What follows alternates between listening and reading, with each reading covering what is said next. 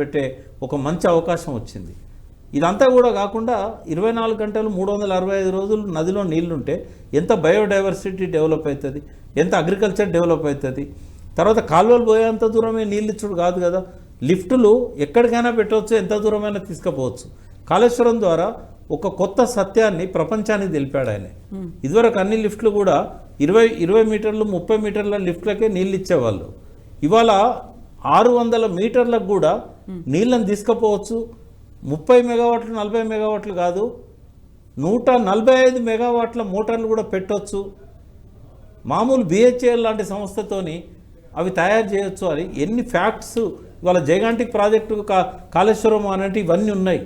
వీళ్ళకి తెలుసా, అర్థమైతే? అక్కడ ఇంకో కీలకమైనటువంటి ప్రశ్న కోమటిరెడ్డి కూడా అడుగుతున్నారు. కింద నుంచి పోయేటువంటి నీళ్లు దాటన్నిటిని ఎత్తిపోతల ద్వారా డబుల్ చేసి అనుకున్న దానికంటే వ్యయాన్ని పెంచి అసలు కట్టాల్సిన అవసరం ఏమొచ్చింది? అదే ఒక బేసిక్ క్వశ్చన్ గా కనిపిస్తుంది. ఇప్పుడు ఏమోనండి, ఎవరు వద్దన్నారు? ఇప్పుడు 5 ఏళ్ళు అయితే వాళ్ళే ఉంటారు కదా. తుమ్మిడిహట్టి దగ్గర ఎట్లాగో ప్రాజెక్ట్ పెండింగ్ ఉంది. ప్రాణహిత చేవెళ్ళకు బదులుగా అక్కడ ప్రాణహిత ప్రాజెక్ట్ అనేది ఆన్ గోయింగ్ ప్రాజెక్టు, సర్వే పూర్తయి ఉన్నది. వార్దా కాన్ఫరెన్స్ దగ్గర కట్టాలని చెప్పి పెనుగంగా వార్దా కలిసిన దగ్గర కట్టాలని ముఖ్యమంత్రి గారు దాని మీద డిజైన్ అదంతా కూడా సర్వే చేయించారు. వేణుగంగా ప్రాణహిత కలిసిన తర్వాత, వేణుగంగా పెనుగంగా కలిసిన తర్వాత ప్రాణహిత మొదలయ్యే దగ్గర కట్టాలన్నది తుమ్మిడిహట్టి రాజశేఖర రెడ్డి గారు. వీళ్ళకి రాజశేఖర రెడ్డి గారి మీద గౌరవం చాలా ఉంది కదా, కట్టమనండి, ఎవరొద్దన్నారు. కట్టిన తర్వాత గ్రావిటీతో నీళ్ళు వస్తాయి కదా, నీళ్ళు వచ్చినప్పుడు ఎత్తిపోతలు బంద్ పెట్టమనండి, అవసరం లేదు. మొత్తం పంపులన్నీ కూడా సెకండ్ హ్యాండ్లో అమ్మేయచ్చు. ఈ డ్యామేజ్ అవుతున్నాయి కదా, ఇవన్నీ కూడా వదిలేయచ్చు. అట్లా బతుకుతే వస్తాయి. ఇప్పుడు ఎందుకు కట్టకూడదు తుమ్మిడిహట్టి? ఎట్లాగా కొత్తగా కట్టాల్సిన అవసరం లేదు, ఆల్రెడీ గవర్నమెంట్లో ఉంది, దాన్ని వదులుకోలేదు. నేను మళ్ళీ చెప్తున్నాను, నేను తుమ్మిడిహట్టి ప్రాజెక్టును కేసీఆర్ గారు వదులుకోలేదు. 148 మీటర్లకు పర్మిషన్ వాళ్ళు మహారాష్ట్ర వాళ్ళు అనుమతిస్తున్నారు. 148 దగ్గర కట్టాలని ఆయన దానికి ప్రణాళికలు సిద్ధం చేశారు. అది 2 లక్షల ఎకరాల ఆదిలాబాద్ జిల్లాకి, ఆసిఫాబాద్ జిల్లాకి నీళ్ళు ఇచ్చే ప్రాజెక్టు. మంచిర్యాల, ఆసిఫాబాద్, ఆదిలాబాద్ 3 జిల్లాలలో 2 లక్షల ఎకరాలకు నీళ్ళు ఇచ్చే ప్రాజెక్టు. వైఎస్ రాజశేఖర రెడ్డి గారు ప్లాన్ చేసినప్పుడు కేవలం 50,000 ఎకరాలకే డిజైన్ చేశాడు. ఆదిలాబాద్ ఆయకట్టు 50,000 ఎకరాలు. ఇది ఫస్ట్ పాయింట్. 2 లక్షల ఎకరాలకు నీళ్ళు వస్తాయి, కట్టమనండి. నంబర్ 2, వాళ్ళు వారదా దగ్గర కడతారా, తుమ్మిడిహట్టే కడతారా, వాళ్ళ ఇష్టం. మేము వ్యతిరేకం కాదు, కట్టాలని కోరుతున్న డిమాండ్ కూడా చేస్తాం. ఎందుకంటే ఆ 3 జిల్లాల్లో 2 లక్షల ఎకరాలు నీళ్ళు వస్తాయి. రెండవది, కోమటిరెడ్డి వెంకరెడ్డి కానీ, ఉత్తమ్ కుమార్ రెడ్డి కానీ, ఆడికి పోయిన వాళ్ళు కానీ అది 100% గ్రావిటీ ప్రాజెక్ట్ అని రుజువు చేస్తే ఇంకా అసలు టీఆర్ఎస్ పార్టీనే క్లోజ్ చేసుకోవచ్చు. ఎందుకు అనంటే అది 100% గ్రావిటీ కాదు. ఇప్పుడు నది పోతున్నప్పుడు ఇట్లా రిడ్జ్ అనేది ఉంటుంది. ఇదేమో ఇటు పక్కన ప్రాణహిత, తుమ్మిడిహట్టి ఇక్కడ కడతాం. కొద్ది దూరం దాన్ని లిఫ్ట్ చేయాలి, దాని రిడ్జ్ దాకా లిఫ్ట్ చేయాలి. చేసినాక గోదావరికి వాల్ స్టార్ట్ అవుతుంది. అది 100% కాలడ్డం పెడితే వచ్చే నీళ్లు కావవి. అవి ఎత్తిపోసి మళ్ళీ ఇప్పుడు కన్నెపల్లి పంప్ హౌస్ దగ్గర కొంత దూరం ఎత్తిపోస్తారు. కాళేశ్వరం దగ్గర ఎత్తిపోసినాక అనారం బ్యారేజ్లో గ్రావిటీతో పోతాయి. అంటే గోదావరి రిడ్జ్ దాటియాలి. అక్కడ కూడా ప్రాణహిత బేసిన్కు గోదావరి బేసిన్కు మధ్యలో నదికి, గోదావరి నది బేసిన్, ప్రాణహిత నది బేసిన్, రెండింటి మధ్యలో రిడ్జ్ ఉంటుంది. ఆ రిడ్జ్ దాకా దాటించేదాకానైతే ఎత్తిపోయాలి కదా, మరి అది గ్రావిటీ ఎట్లయితుంది? అది వచ్చే నీళ్ళు చాలా స్వల్పం, 20 టీఎంసీలు కూడా వాళ్ళు వాడుకోలేరు. ఆ 148 దగ్గర కట్టిన అంటే కేవలం ఆదిలాబాద్, ఆసిఫాబాద్, మంచిర్యాల జిల్లాలకు 2 లక్షల ఎకరాలకు నీళ్ళు ఇచ్చాయని మాత్రమే అక్కడ వాళ్ళు స్టోర్ చేసుకోగలుగుతారు, అక్కడి నుంచి లిఫ్ట్ చేయగలుగుతారు. అది కేసీఆర్ గారు కంటిన్యూ చేశారు, దాన్ని ఆపలేదు. నిధుల లేమి వల్ల ఆ ప్రాజెక్టు ముందుకు పోలేదు. తర్వాత సర్వే తుమ్మిడిహట్టి నుంచి పైకి మార్చాడు ఆయన. ఎందుకంటే ఇక్కడ శాంచురీ ఉంది, వన్యమృగ సంరక్షణ, వాళ్ళు ఎప్పటికీ పర్మిషన్ ఇయ్యరు. మహారాష్ట్ర 148 కట్టుకోమన్నా కూడా వాళ్ళు ఒప్పుకోరు, అటవీ శాఖ. అందుకని దీన్ని వార్దా దగ్గర జరపండి అని కొద్దిగా పైకి ఉంటుంది. వార్దా కాన్ఫ్లుయెన్స్ వేణుగంగా కాన్ఫ్లుయెన్స్ కంటే కొంచెం పైకి ఉంటుంది, పెన్గంగా నది మీదనే ఉంటుంది అది.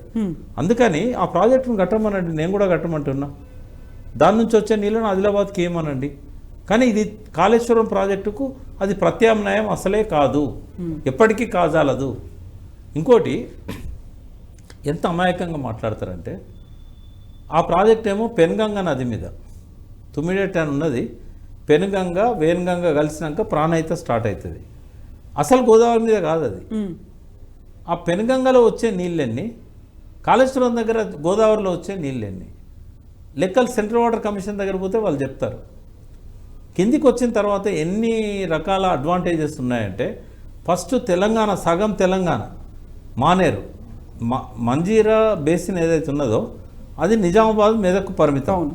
బట్ మానేరు బేసిన్ అనేది కామారెడ్డి జిల్లాలో మొదలై మా పెద్దపల్లి జిల్లా వరకు మధ్యలో ఉన్న తెలంగాణ మొత్తం దాదాపు ఉత్తర తెలంగాణ అంతా ఒక ఆదిలాబాద్ జిల్లాలో కొంత భాగం తప్పితే మొత్తం కూడా మానేరు బేసిన్.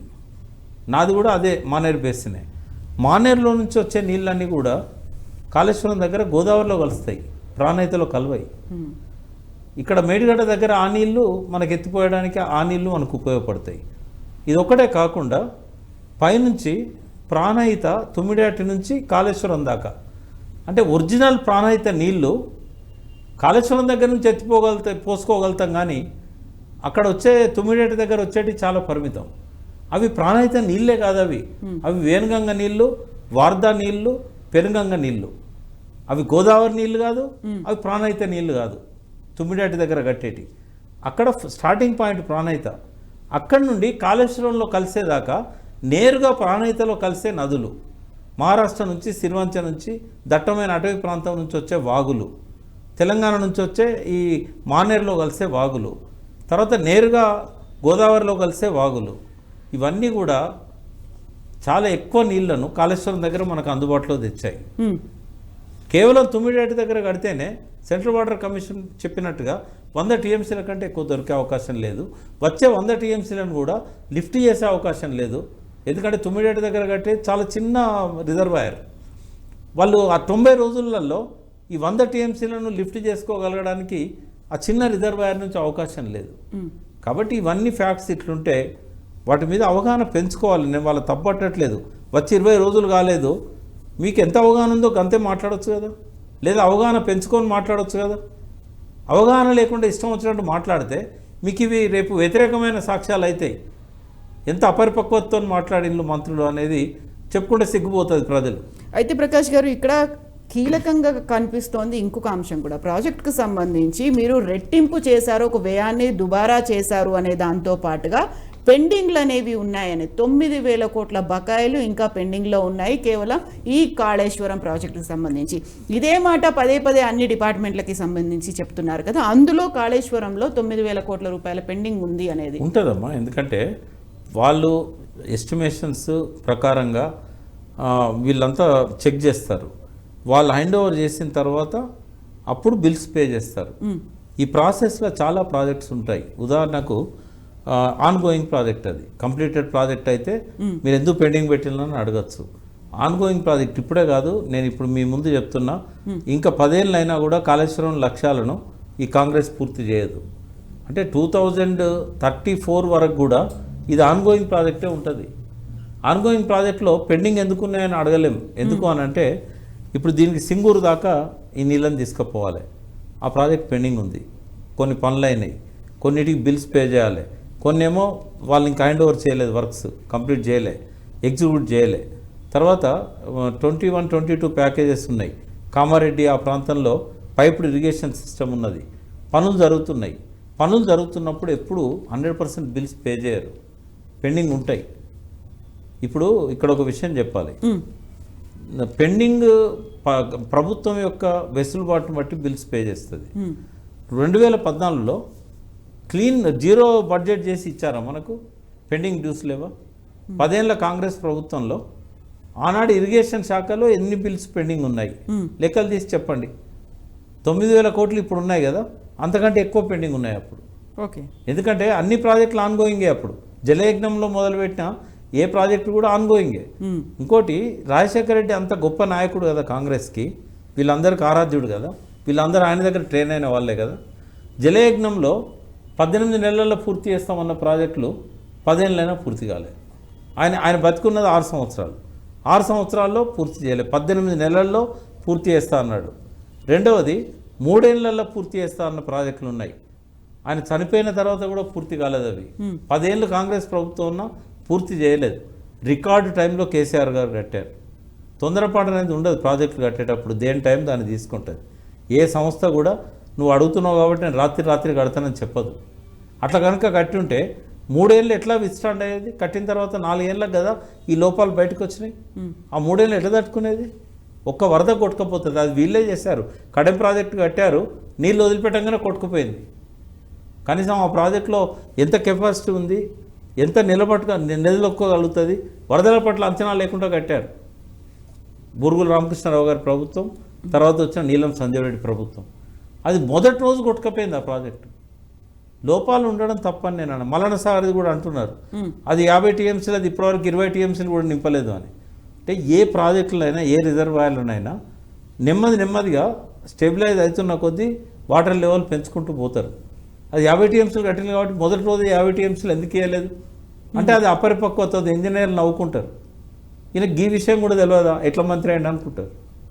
వాళ్ళు అర్థం చేసుకోవాలి, ఇటువంటి పొరపాటు చేయొద్దని నా మనవి ఉత్తమ్ కుమార్ రెడ్డికి. ఎస్, ప్రాజెక్టులకు సంబంధించి ఇది ఇలా కంటిన్యూ అవుతూనే ఉంటే ప్రభుత్వం ఇంకొక కీలకమైనటువంటి వ్యాఖ్య చేసింది. కేంద్ర రాష్ట్ర ప్రభుత్వాల మధ్య సంబంధాలకు సంబంధించి, అది కూడా ప్రాజెక్టుల విషయంలో. మీరు కాళేశ్వరానికి జాతీయ హోదా అనేది కేంద్ర ప్రభుత్వం నుంచి రప్పించలేకపోయారు. బట్ సీఎం అయిన తర్వాత for the first time CM హోదాలో రేవంత్ రెడ్డి వెళ్లారు. ప్రాజెక్టుకు సంబంధించి ఆయనతో కూడా చర్చించారు. జాతీయ హోదా తెలంగాణకు సంబంధించి ఇవ్వాలి అనేది ప్రాజెక్టుల విషయంలో. పోనీ ఈ 10 ఏళ్లలో మోడీ ప్రభుత్వం ఏదైనా కాంగ్రెస్ పాలిత రాష్ట్రాల్లో ఏ ప్రాజెక్టుకైనా జాతీయ హోదా ఇచ్చిందా? పోలవరానికి అది డివిజన్లో, రాష్ట్ర విభజనలో భాగంగా రాసుకున్నారు కాబట్టి ఇచ్చారు. ఎక్కడైనా కాంగ్రెస్ పాలిత రాష్ట్రాల్లో కాంగ్రెస్ ముఖ్యమంత్రులు జాతీయ హోదా తీసుకొచ్చారా?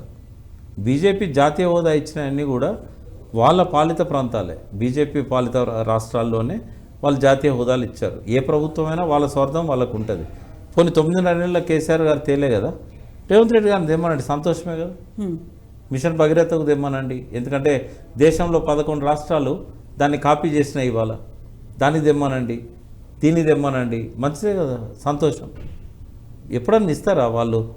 బీజేపీ కనీసం కేసీఆర్ గారు అన్న ఫస్ట్ 5 ఇయర్స్ వాళ్ళకి సపోర్ట్ చేశాడు. ఎక్కడన్నా బిల్స్ చర్చకు వచ్చినప్పుడు రిక్వెస్ట్ చేస్తే మద్దతు ఇచ్చిండు.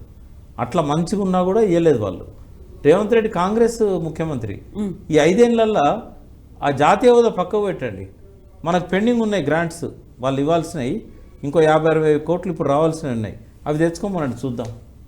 ఢిల్లీ పర్యటన విశేషాలు ఏంటంటే రాష్ట్రం పరువును బజార్కి ఇచ్చిండు, జాతీయ స్థాయిలో భ్రష్టు పట్టించాడు.